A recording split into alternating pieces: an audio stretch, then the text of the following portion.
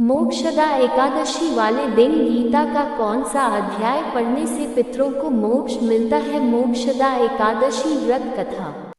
साल भर में कुल 24 एकादशी आती है, जिसमें देवी शयनी और देव प्रबोधनी एकादशी सबसे बड़ी होती है।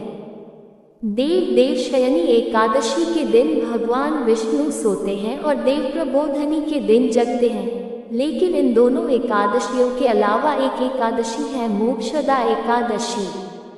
यह एकादशी अपने नाम के अनुसार व्रती को मोक्ष प्रदान करने वाला माना गया है। इस एकादशी का महत्व इसलिए भी है क्योंकि इसी दिन भगवान श्री कृष्ण ने अर्जुन का मोह भंग करने के लिए मोक्ष प्रदायिनी भगवद गीता का उपदेश दिया था। इसलिए इस दिन को गीता जयंती के नाम से भी जाना जाता है।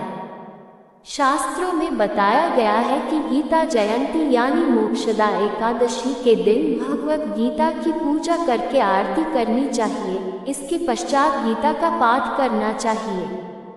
इससे महापुण्य की प्राप्ति होती है।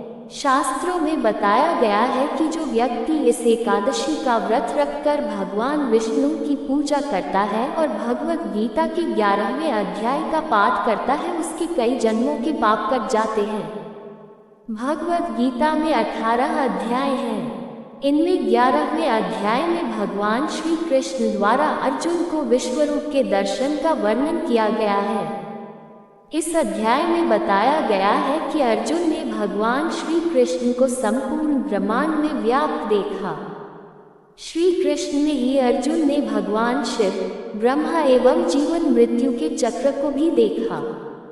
इस अध्याय में भगवान श्री कृष्ण अपने परब्रह्म रूप को व्यक्त करते हैं, जिसे देखकर अर्जुन का मोह भंग हो गया और वह युद्ध करने के लिए तैयार हो गए। इसलिए इस अध्याय का नियमित पाठ बड़ा ही उत्तम फलदायी माना गया है। शास्त्रों के अनुसार जो व्यक्ति नियमित गीता के 11वें अध्याय का पाठ करता है, उसे भगवान विष्णु के दर्शन का पुण्य प्राप्त होता है। ऐसे व्यक्ति की आत्मा मृत्यु के पश्चात परमात्मा के स्वरूप में विलीन हो जाती है। पौराणिक कथा के अनुसार चंपा नगरी में वैखानस नाम का राजा था। उस नगर की प्रजा राजा की व्यवस्था से बहुत खुश थी। राजा अपने नगर के सभी लोगों का पूरा ख्याल रखता था।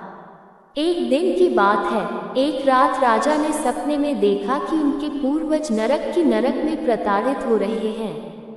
अपने पितरों को इस स्थिति में देखकर राजा बहुत दुखी हो गया। सुबह उठते ही उसने राज्य के पुरोहित को बुलवाया और उनसे अपने पूर्वजों को मुक्ति दिलाने का उपाय पूछा।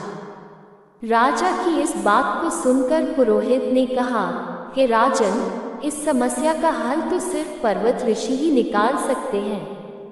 राजा वैखानस पुरोहित की बात को सुनकर पर्वत ऋषि के आश्रम गए और वहां जाने के बाद राजा ने अपने पितरों को नर्क से स्वर्ग की प्राप्ति कराने का ऋषि से उपाय पूछा।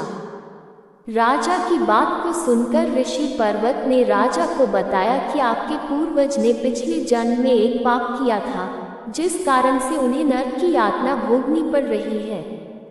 ऋषि की इस बात को सुनकर राजा ने उनसे इसका उपाय पूछा।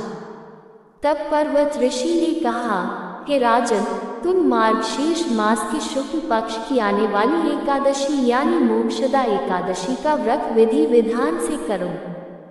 यह व्रत भगवान विष्णु को समर्पित है। इस दिन तुम दान भी करो।